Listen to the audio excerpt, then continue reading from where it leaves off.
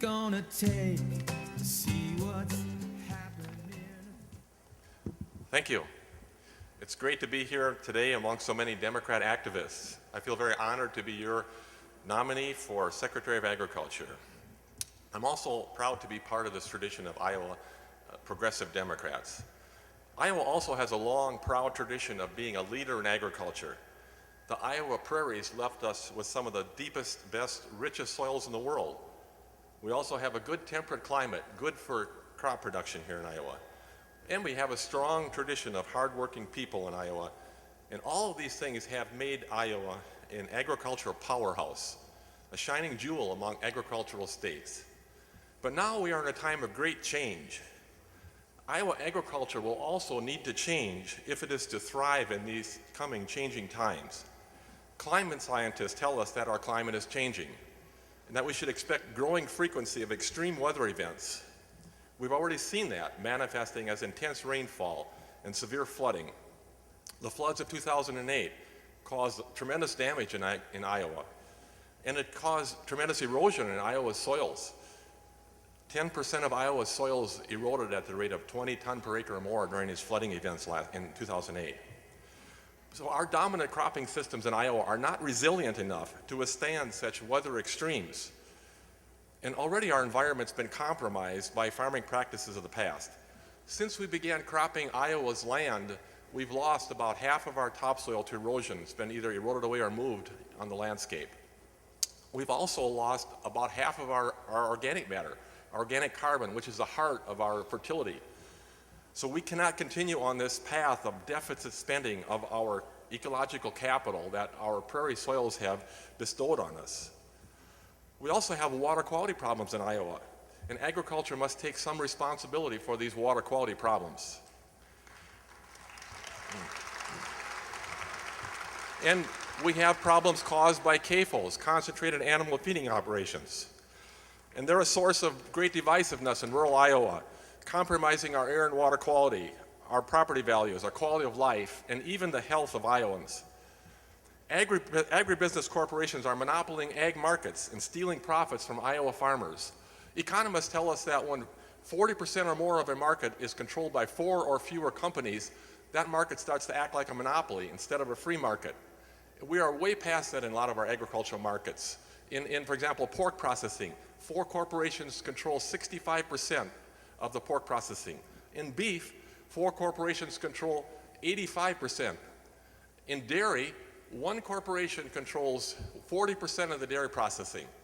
So last year when dairy farmers were experiencing record losses, record low farm prices, that company that controls 40% of dairy processing posted 2 consecutive quarters of record profits.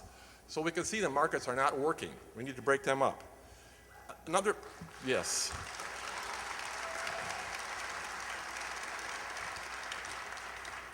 Another concern is that we have an agriculture that is highly dependent on cheap fossil fuels in a world with escalating fossil fuel prices.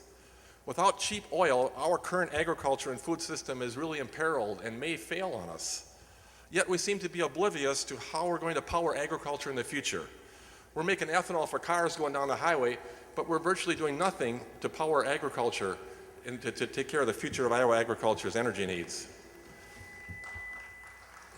My opponent,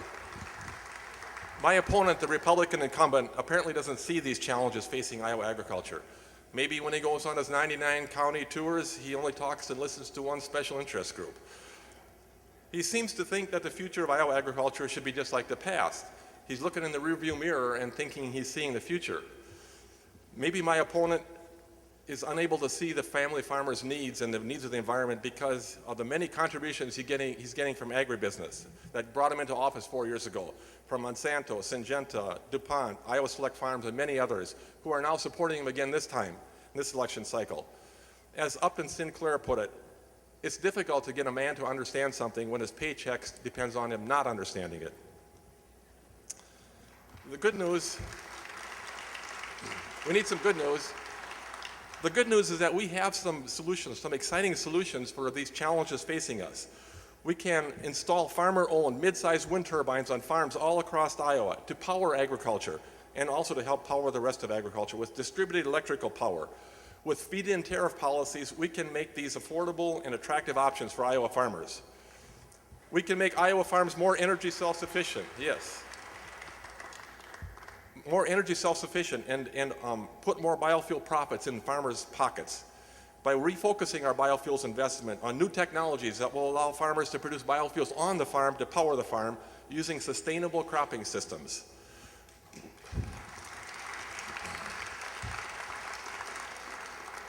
We can grow a lot more of the $8 billion worth of food we eat every year in Iowa. We can grow a lot of it right here in Iowa, and we can have food that is fresher, safer, and healthier and provide more jobs for rural Iowa.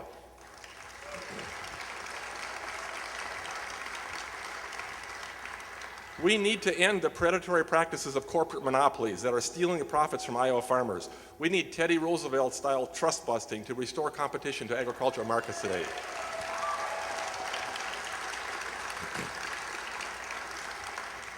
We need to reestablish local control over CAFOs and regulate them to protect our air and water quality and protect health, quality of life, and property values in Iowa. And we can also make Iowa's landscape more resilient to flooding and keep Iowa's rich soils and fertilizer nutrients on the land. And we can do that by more diversity in the landscape, more perennial crops, and more cover crops.